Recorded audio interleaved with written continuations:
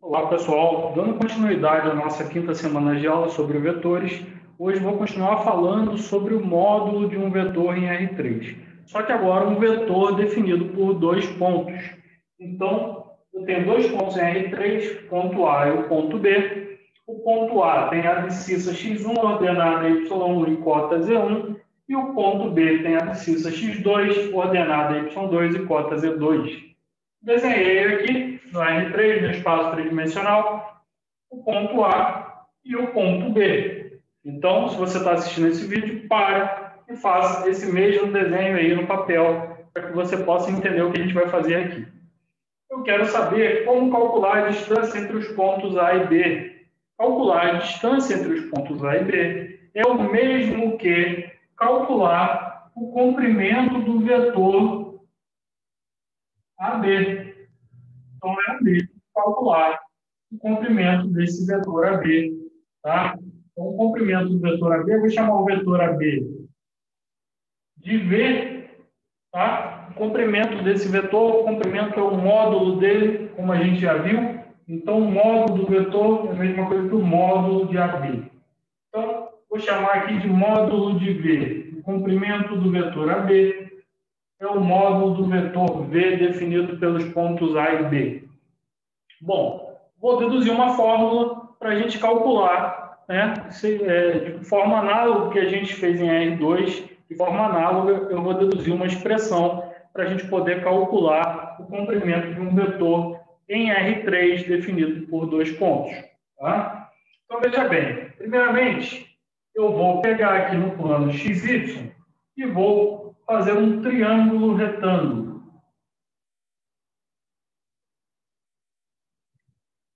Tá?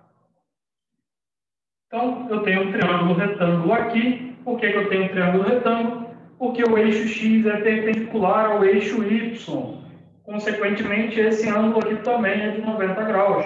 Tá aqui, ó. Essa linha está na mesma direção do eixo y e essa linha está na mesma direção do eixo x. Ó. Essa linha está na mesma direção do eixo x.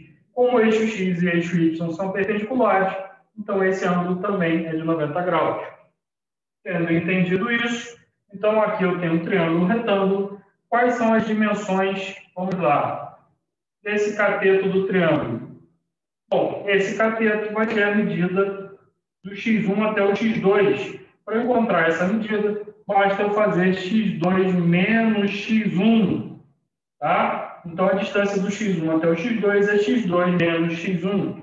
É a mesma coisa que se eu tenho lá numa reta, tem aqui o ponto 4 e o ponto 1. Qual é a distância do 1 até o 4? Basta fazer 4 menos 1, que dá 3. Então, a distância do 1 até o 4 é 3. Então, eu pego o valor final e subtraio do valor inicial. Aqui é a mesma coisa. Peguei o x2 subtraído do x1 para encontrar esse tamanho. E esse tamanho é igual ao tamanho desse pequeno segmento. Tá certo? Então, aqui é x2 menos x1. Então, o comprimento desse pedacinho, x2 menos x1, ok? Bom, qual é o comprimento desse outro pedaço? Vai ser o mesmo comprimento da distância y2 e y1, tá? Então, y2 menos y1 é o tamanho desse pedaço, que é equivalente a esse segmento aqui, ó. Então, aqui, o tamanho desse outro cateto é y2 menos y1. Então, como eu vou achar essa hipotenusa, que eu vou chamar de A? A hipotenusa A é obtida utilizando o teorema de Pitágoras. Não é isso? A hipotenusa ao quadrado é igual ao cateto x2 menos x1 ao quadrado mais y2 menos y1 ao quadrado. E aí, como o A está ao quadrado, é só passar a raiz quadrada para o outro lado e aí você obtém o valor de A. Aí você vai perguntar, mas professor, você não quer o tamanho do vetor? Por que você está obtendo o comprimento A? Porque, nesse caso, em R3, a gente precisa usar o teorema de Pitágoras duas vezes. Observe agora o outro triângulo que eu vou traçar aqui. Eu vou traçar um triângulo que tem a altura Z1, Z2, partindo daqui. Tá? E é esse triângulo aqui, ó. Então, olhando para esse triângulo, nós vamos ver as informações que nós temos. Se essa medida é a medida aqui de cima também é A, equivalentemente. Certo? E qual é essa altura aqui? É a diferença de altura do ponto A para o ponto B. E a diferença de altura do ponto A para o ponto B é a diferença de altura do Z1 para o Z2. Lembrando que o eixo Z ele dá a altura do ponto. Tá? Então, Z2 menos Z1 é essa altura que corresponde à altura desse triângulo, Z2 menos Z1. E aí, aplicando o teorema de Pitágoras nesse triângulo retângulo, eu tenho que o módulo do vetor B ao quadrado, tá, é o cateto ao quadrado, A ao quadrado, mais a hipotenusa Z2 menos Z1 ao quadrado. Legal? Só que a gente já encontrou o A, e o A é dado por essa expressão, então eu vou substituir o A aqui dentro. Perceba que eu usei o teorema de Pitágoras uma vez, e agora estou utilizando novamente. E aí vai ficar módulo de V ao quadrado é igual ao A. Quem que é o A? Essa expressão toda, essa raiz gigante aqui. Raiz de x2 menos x1 ao quadrado, mais y2 menos y1 ao quadrado. Então, esse é o A, só que o A está ao quadrado. Então, eu vou levar a raiz ao quadrado. Então, o A ao quadrado está aqui. Agora, eu vou adicionar com Z2 menos Z1 ao quadrado.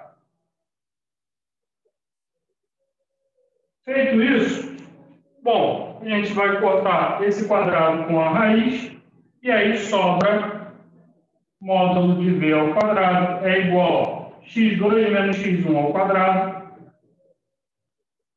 mais y2 menos y1 ao quadrado, mais z2 menos z1 ao quadrado. E agora, basta você pegar está elevado ao quadrado, passa para o outro lado uma raiz quadrada, e aí você vai chegar à fórmula final. Então, vai ficar módulo de V é igual a raiz quadrada disso tudo. E essa fórmula é que é apresentada na apostila. Tá? Então, por que eu estou deduzindo todas essas fórmulas? É importante memorizar a dedução? Não, porque essa é a maneira certa de aprender. Sempre que você decora alguma coisa, você vai esquecer depois. E aqui você sabe que vem de algo simples, que é o Teorema de Pitágoras. Então, a gente só aplicou o Teorema de Pitágoras 2 vezes para chegar à fórmula. Então, se você não lembrar da fórmula, você aplica o Teorema de Pitágoras 2 vezes. Ou, se você quiser, né, você resolve numericamente aplicando o Teorema de Pitágoras 2 vezes. Faz os desenhos, encontra esse triângulo, encontra o valor de A, e aí faz outro triângulo e utiliza o Teorema de Pitágoras, que você vai encontrar o módulo de V. Então, se eu te pedir a distância entre dois pontos em R3, a distância entre os pontos A e B em R3, você usa essa fórmula. Se eu te pedir o comprimento de um vetor B definido pelos pontos A e B em R3, você usa essa fórmula. É a mesma fórmula, é a mesma coisa. Bom? Então, para exemplificar, imagina que eu tenho um ponto A de coordenadas 2, 3 e 1 e um ponto B de coordenadas 3, menos 1 e 2. Qual é a distância entre o ponto e a B, o ponto A e o ponto B? Então, qual é a distância entre o ponto A e o ponto B em R3? Ou, qual é o módulo do vetor AB? Ou, poderia perguntar também de outra maneira, qual é o comprimento do vetor AB? E para você calcular isso, né, o módulo do vetor B, ou seja, o módulo do vetor AB, você vai usar essa fórmula. E como é que usa essa fórmula? Vamos lá. Primeiro eu coloco uma raiz quadrada grandona, e aí vai vir x2 menos x1. Pega o valor de x2, que é 3, e diminui do x1, que é 2. Então vai ficar 3 menos 2 ao quadrado, mais y2 menos y1 ao quadrado. O y2 vale menos 1 e o y1 vale 3. Então, menos 1 menos 3 ao quadrado. Mais z2 menos z1 ao quadrado. Então, vou pegar o z2, que vale 2, e diminuir o z1, que vale 1, e elevar ao quadrado. Então, vai ficar 2 menos 1 ao quadrado. Feito isso, agora é só fazer continha para obter o resultado. Então, aqui vai ficar 3 menos 2 dá 1. 1 ao quadrado é 1. Então, vamos lá. Vou colocar raiz 1. Menos 1 menos 3 dá menos 4. Menos 4 ao quadrado dá mais 16. E 2 menos 1 dá 1. 1 ao quadrado dá 1. Então, mais 1. Então, 16 mais 1, 17, mais 1, 18. Consequentemente, isso aqui dá raiz de 18 unidades de comprimento, porque o módulo é o comprimento, certo? Então, significa que a distância entre os pontos A e B, assim determinados, é raiz de 18 unidades de comprimento. Legal? Vocês podem perceber que essa fórmula da distância entre dois pontos, ou do módulo de um vetor definido por dois pontos, tanto em R3 quanto em R2, as fórmulas são muito parecidas. Em R2, o que você tem? Você tem uma fórmula que tem só essa parte. x2 menos x1 ao quadrado, mais y2 menos y1 ao quadrado, vezes a raiz. Certo? Agora, em R3, como a gente tem também o valor da cota, Z1 e Z2, aí entra a parte Z2 menos Z1 ao quadrado. Então, o que diferencia a fórmula do R2 por R3? Em R3 tem o Z2 menos Z1 ao quadrado. Em R2 não tem essa parte, só tem o x e o y. Legal? Então, fica aqui essa explicação. E antes de encerrar a aula, eu preciso falar de mais uma coisinha importante. Se você pegar um vetor cujo módulo é 1, ou seja, que o comprimento dele é 1, esse vetor é chamado de vetor unitário. Os vetores unitários são muito importantes e a gente vai estudar muito eles ao longo das próximas aulas. Então, vou dar um exemplo de um vetor unitário para a gente encerrar aqui essa explicação. Imagine que eu tenho um vetor que seja assim, 1, 0, 0.